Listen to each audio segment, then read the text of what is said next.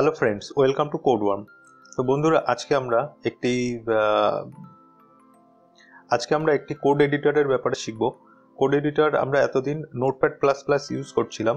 তো আজ আমরা অন্য একটি কোড এডিটর ইনস্টল করে সেটিকে ব্যবহার করা শুরু করব এবং পরবর্তী ভিডিওতে আমরা এই কোড এডিটরটি ব্যবহার করব।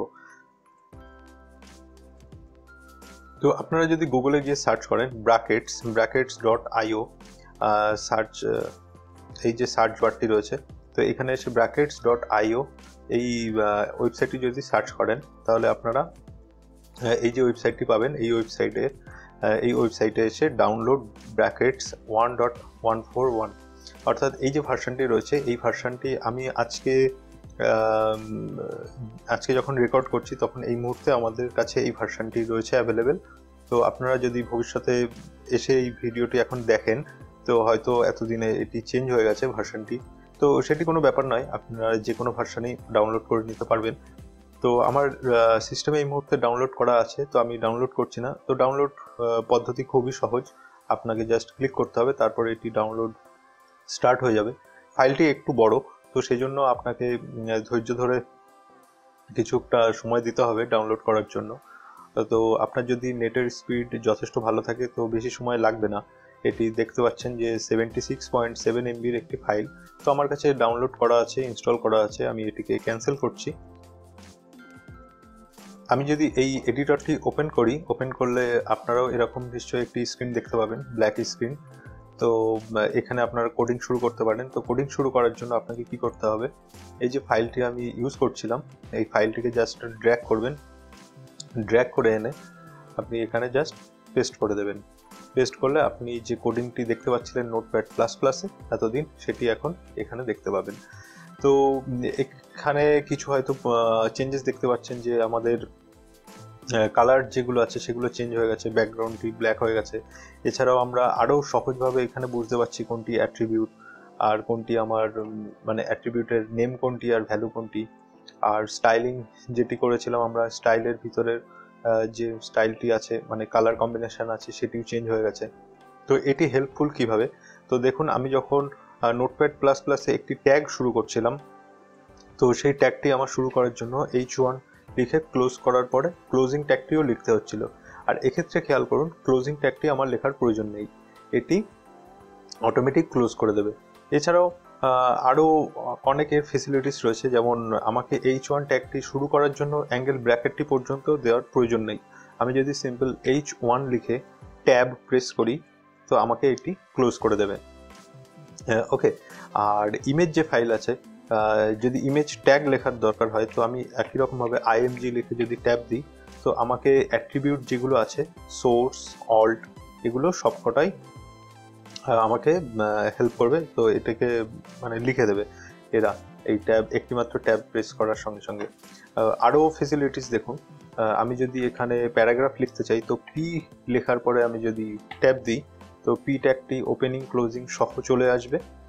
আর আমার যদি এরকম ডামি টেক্সট, কিছু মিনিংলেস ডামি টেক্সট প্রয়োজন হয়, আমি জাস্ট এখানে লিখবো LOREM, লোরেম লেখার পর যদি ট্যাব প্রেস করি তো দেখবেন একটি আমাকে প্যারাগ্রাফ দিয়ে দিয়েছেন।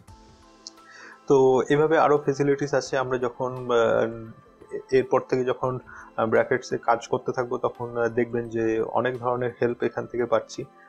অনেকে ইনস্টল করার পরে হয়তো সব রকম এফেক্ট পাবেন না, মানে সব রকমের হেল্প পাবেন না। কারণটি হলো আপনাদের এখানে একটি প্লাগইনস ইনস্টল করতে হবে যেটির নাম হলো এমেট। তো এমেটটা ইনস্টল করা পদ্ধতি যেটা আছে আমরা পরবর্তী ভিডিওতে দেখিয়ে দেবো। আর সেখান থেকে আপনারা এমেটটিকে ইনস্টল করে নিতে পারবেন আর তারপরে আপনি এখানে কাজ করা শুরু করে দিতে পারবেন। কিন্তু আপনি যদি বিগিনার্স লেভেলে থাকেন, অর্থাৎ ট্যাগ, তারপরে এই সমস্ত স্টাইলের যে প্রপার্টিগুলো আছে সেগুলো যদি আপনার মুখস্থ না হয়ে থাকে, তাহলে আমি রেকমেন্ড করব যে আপনি এখনও নোটপ্যাডে আপনার প্র্যাকটিস চালিয়ে যান, এই নোট ব্র্যাকেটসে আপনি কোডিং করা শুরু করবেন না। সেক্ষেত্রে কি হয়, যদি আপনি একটু জাম্প করে চলে আসেন ব্র্যাকেটসে, নোটপ্যাড প্লাস প্লাসে অভ্যস্ত না হয়ে, তো আপনি যখন এগুলো অটোমেটিক আপনাকে হেল্প করে দিচ্ছে তো আপনি এগুলো মনে রাখার প্রয়োজনও মনে করবেন না। তো তখন কি হবে, আপনি ধরুন ইন্টারভিউ দিতে গেছেন, সেখানে আপনার একটি এডিটর দিয়ে দিল যেখানে এই ধরনের হেল্প পাওয়া যাচ্ছে না। তো সেক্ষেত্রে আপনি কিন্তু আর মনে করতে পারবেন না যে অ্যাকচুয়ালি অ্যাট্রিবিউট কি ছিল, বা এটির ট্যাগে ওপেনিং ক্লোজিং ট্যাগ ছিল কিনা, এটির যে অ্যাট্রিবিউটগুলোতে লেখার যে পদ্ধতি ছিল সেই পদ্ধতিগুলো আপনি মনে করতে পারবেন না। তো সেক্ষেত্রে তখন কি হবে, আপনি কিন্তু বিপদে পড়ে যাবেন। তো আমি রেকমেন্ড করব এটি, যে আপনি নোটপ্যাড প্লাস প্লাসে যদি অভ্যস্ত হয়ে গিয়ে থাকেন আর আপনার সমস্ত ট্যাগ বা প্রপার্টি মুখস্থ হয়ে গিয়ে থাকে, তখনই আপনি ব্র্যাকেটস এই যে এডিটরটি আছে এটিকে ডাউনলোড করুন আর এটিকে ইউজ করা শুরু করুন। আর প্রোডাকশন লেভেলের জন্য আপনি যে কোনো এডিটর ব্যবহার করতে পারেন, কোনো বাধা নেই। তো আর যখন প্রোডাকশন লেভেলে কাজ করা হয় তখন আমাদের বিভিন্ন অ্যাডভান্স যে প্লাগইনস আছে সেগুলোকেও ইনস্টল করে নিতে হবে।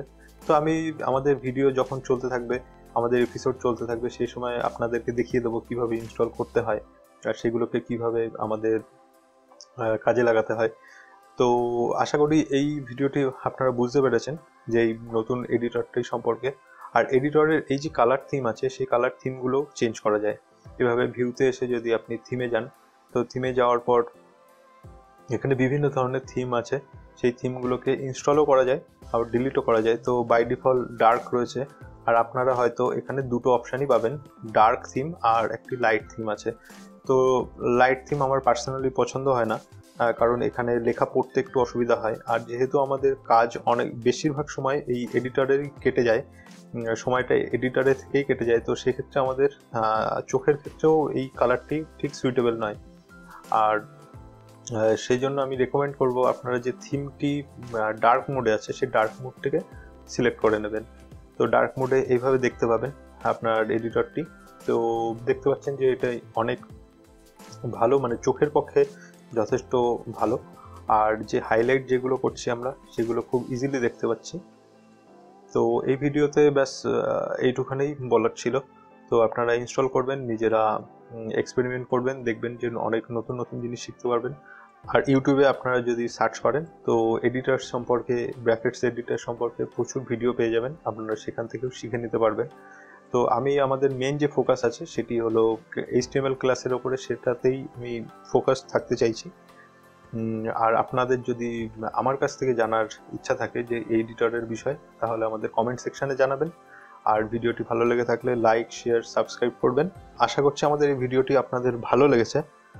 যদি ভালো লেগে থাকে তাহলে আমাদের কমেন্ট সেকশানে জানাবেন। Enjoy coding.